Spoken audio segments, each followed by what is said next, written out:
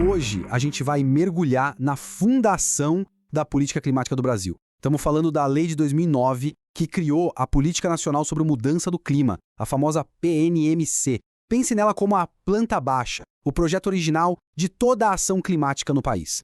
Pois é, essa é a grande questão, né? Ter boas intenções sobre o clima é uma coisa. Agora, transformar isso numa estrutura legal que funciona na prática, aí a história é outra. Como é que se sai do discurso e se vai para a ação de verdade?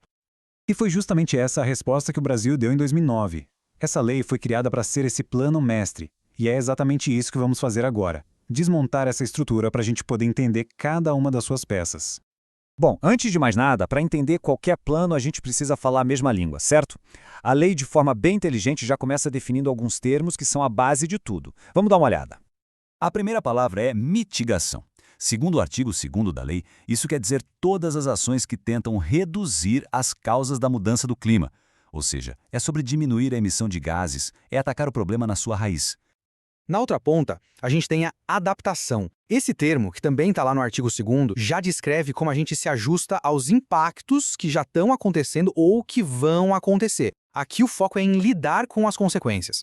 E para fechar esse trio de conceitos, vem a vulnerabilidade. Basicamente, ela mede o quão exposto um sistema, seja uma cidade, uma floresta ou uma comunidade, está aos efeitos do clima e, principalmente, o quão capaz ele é de aguentar o tranco. Então, para resumir de um jeito bem claro, mitigação cuida da causa, a adaptação cuida do efeito. Uma tenta frear o problema, a outra nos ajuda a conviver com ele.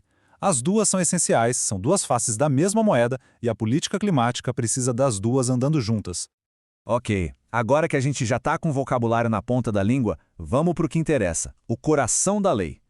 Quais são os seus princípios, seus objetivos finais? O que, no fim das contas, essa política quer alcançar? O artigo 3º estabelece os valores que servem como uma bússola. Princípios como precaução e prevenção são basicamente o ditado "é melhor prevenir do que remediar" transformado em lei. E a participação cidadã e o desenvolvimento sustentável garantem que as soluções sejam para todos e pensem no longo prazo. Já os objetivos concretos que estão no artigo 4º são bem ambiciosos. A lei ataca o problema em duas frentes. Não só reduzir o que a gente emite, mas também fortalecer os nossos sumidouros naturais, como as florestas que absorvem carbono. E ao mesmo tempo, claro, promover a adaptação e, o mais importante, fazer tudo isso de um jeito que a economia e a proteção do clima caminhem juntas. Bom, um plano com ótimas intenções, mas sem ferramentas, não passa de um desejo. Por isso, a lei também criou um verdadeiro kit de instrumentos para transformar esses objetivos em ações de verdade. Vamos ver como isso funciona na prática. É aqui que a teoria vira prática. A lei não se contentou em só apontar a direção. Ela também deu o mapa e as ferramentas para chegar lá, para garantir que as metas saíssem do papel. O planejamento foi pensado de forma bem organizada, quase como uma pirâmide.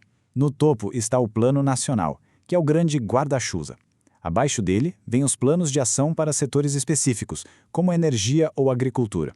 E, por fim, as comunicações nacionais, que são os relatórios que o Brasil envia para a comunidade internacional mostrando o que foi feito.